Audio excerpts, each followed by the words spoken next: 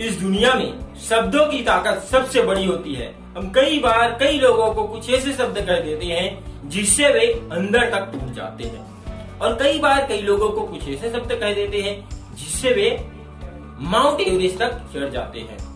नमस्कार दोस्तों, मैं पीताम्बर सिन्हा। एक छोटी सी कहानी। यह कहानी है थॉमस एडिसन की।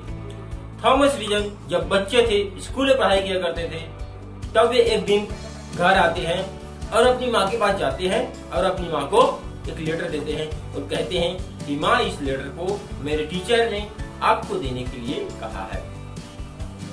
उसकी माँ उस लेटर को खोलती है और पढ़ती है तो उसकी माँ की आंखों में आंसू आ जाते हैं और थॉमस एडिसन को गले से लगा लेते हैं। थॉमस एडिसन पूछते हैं कि माँ, इस लेटर में लिखा क्या है?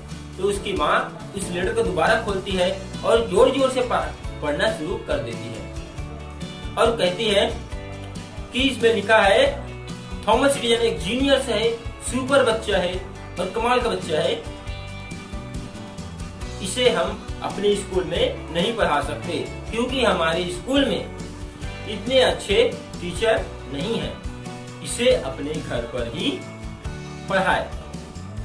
तो उसकी माँ उस दिन से उसे घर पर ही पढ़ाना शुरू कर देती है और थॉमस एडिसन भी बड़े मन लगाकर पढ़ना शुरू कर देता है।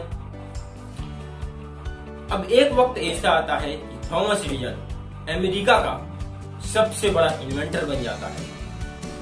इनफैक्ट इस दुनिया का सबसे बड़ा इन्वेंटर 1093 पैटर्न्स उसके नाम थे। 1093 पैटर्न्स उसके नाम थे। उन्होंने बहुत सारे इन्वेंशन किया। बल्ब का इन्वेंशन किया, इलेक्ट्रिक कार का इन्वेंशन किया, मोशन पिक्चर का इन्वेंशन किया, बहुत सारे इन्वेंशन किया। बड़ा बिजनेसमैन बन गए।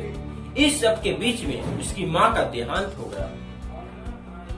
एक दिन वे घर की साफ सफाई कर रहे थे, तभी उसे वो लेटर मिला जिसे उसके बचपन में उसके टीचर ने उसके माँ को देने के लिए दिया था। उस फोल्ड किए हुए लेटर को खोलते हैं और पढ़ते हैं तो उसमें लिखा हुआ रहता है कि आपका बच्चा मेंटली वीक है, मानसिक रूप से कमजोर है, इसे आप घर पर ही रखें।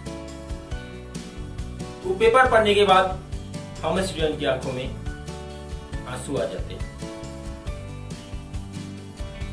वो लेटर पढ़ने के बाद थॉमस एडिसन की आंखों में आंसू आ जाते हैं और उन्हें लगता है कि उसके माँ ने उसके लिए इतना कुछ किया। अगर उसकी माँ उस दिन जो लेटर में लिखा था वही पढ़ देती तो शायद थॉमस एडिसन नहीं बन पाते और इस दुनिया में इतने सारे इन्वेंशन नहीं हो पाते। इसीलिए कहते हैं, हम कई बार कई लोगों को कुछ ऐसी बात कह देते हैं जिससे वे अंदर तक टूट जाते हैं।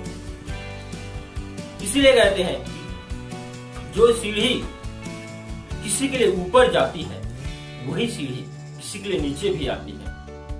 सब कुछ सोच पर और शब्दों पर डिपेंड करता है। शब्दों में बहुत बड़ी शक्ति